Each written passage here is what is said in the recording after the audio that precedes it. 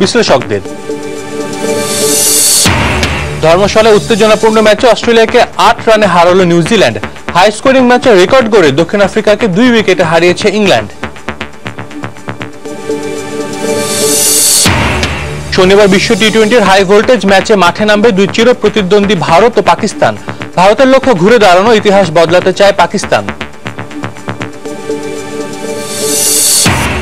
এবং প্রীতি ম্যাচে বিধ্বস্ত হলো বাংলাদেশ জাতীয় ফুটবল দল। সংযুক্ত আরব আমিরাত 6-1 গোলে হারালো বাংলাদেশকে।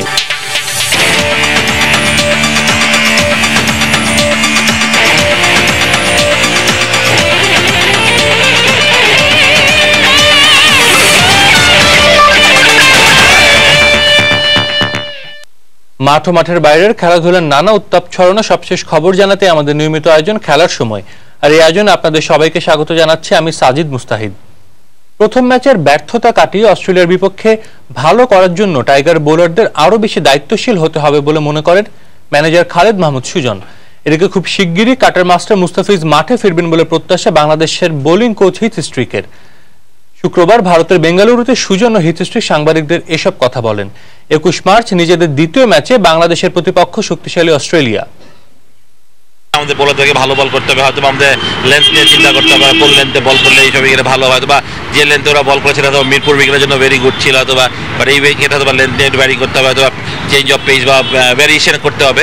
তাও মনে হয় এগুলো নিয়ে কাজ করবে কোচ ডেফিনেটলি, যে কী করলে ভালো হবে, প্ল্যানিংগুলোকে আরও মজবুত করার চেষ্টা করবে। বাট যেটাই হলাম প্ল্যানিং তো হয়, বাট প্ল্যানিং গিয়ে মাঠে গিয়ে প্রয়োগটাই সবচেয়ে বড় কথা।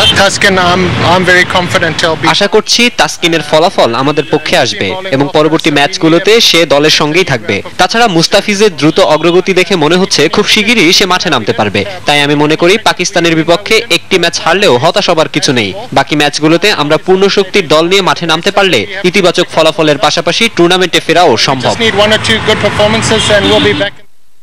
চলছে ওয়ার্ল্ড টি-20-র মূল পর্ব। টাইগারদের শুরুটা হয়নি আশানুরূপ। বিশেষ করে ফ্ল্যাট পিচে পেসারদের ব্যর্থতা ফুটে উঠেছে।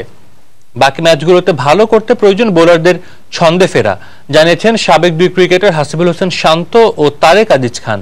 আর হঠাৎ করে দলের বোলিং আক্রমণের প্রাণ হয়ে ওঠে মুস্তাফিজের অভাবটাও মাঠের খেলায় প্রভাব পড়েছে বলে মনে করেন তারা। 2015 ট্রান্স তাসমানিয়ান বিশ্বকাপ থেকেই যেন বাংলাদেশের বোলিংয়ে পেসারদের আধিপত্য। রুবেল মেশরা তো ছিলেনই, তাসকিন আলামিনরাও কাঁপিয়েছেন এডিলেড এমসিজির ডেক। এরপর পেস আক্রমণকে ভিত্তি করেই 3 সিরিজে জয় পেয়েছে টিম বাংলাদেশ। তবুও পাকিস্তানের বিপক্ষে ইডেনের ফ্ল্যাট ট্র্যাকে যেন নখদর্পহীন পেসাররা। সামনে বেঙ্গালুরুতেও অপেক্ষা করছে ব্যাটিং স্বর্গ। আর ওয়ার্ল্ড টি-20-তে অস্ট্রেলিয়া ও ভারতের বিপক্ষে কঠিন দুটো ম্যাচই খেলা হবে চিন্নাস্বামীতে। প্রতিকূল পরিবেশে পেসারদের করণীয় সম্পর্কেই জানালেন বিশ্লেষকরা।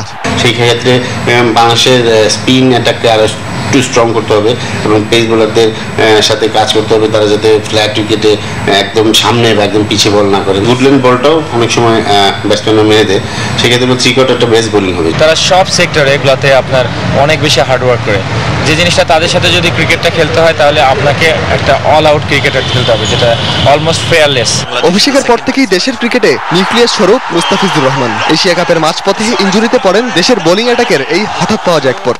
এশিয়া কাপের ফাইনাল থেকে শুরু করে পাকিস্তানের বিপক্ষে ম্যাচটাতেও যেন কাটার মাস্টারের অভাব অনুভূত হয়েছে একাদশে। মুস্তাফিজের আবির্ভাবটাই আমাদের ক্রিকেটের রংটাকে চেঞ্জ করে দিয়েছে, যার কারণে ও যখনই বাংলাদেশ টিমে খেলেছে তখনই কিন্তু আমাদের মোরাল যে ভিক্টোরিটা আপনি যদি দেখেন যে আমাদের ম্যাক্সিমাম এক্সপেকটেশন যারা আছে দর্শক তাদের ধারণা যে মুস্তাফিজ খেলা মানে কিছু একটা হওয়া। তার যে লাইন এবং লেন্থ, তার যে স্লোয়ার এবং তার যে ব্যাকআপ যে বলার সেটা নাই দেখি কিন্তু আমরা একটু এলেও বাংলাদেশ টিম সেটা ফিল করেছে। প্রথম ম্যাচেই এমন ধাক্কার পর কতদূর হতে পারে টিম বাংলাদেশের বিশ্ব আসরের যাত্রা। দেশের সাবেক পেসার জানালেন দলের ভিতর আত্মবিশ্বাস আসলেই প্রথম ম্যাচের হতাশা কাটিয়ে উঠতে পারবে সবাই। এই 16 বছরে কিন্তু আমরা টি-20 ম্যাচ খেলেছি খুবই কম। অন্যান্য টিমের যদি দিকে আমরা তাকাই সেই হিসাবে আমরা এখনো টি-20-তে এতটা এক্সপিরিয়েন্স সাইড হয়ে উঠতে পারিনি।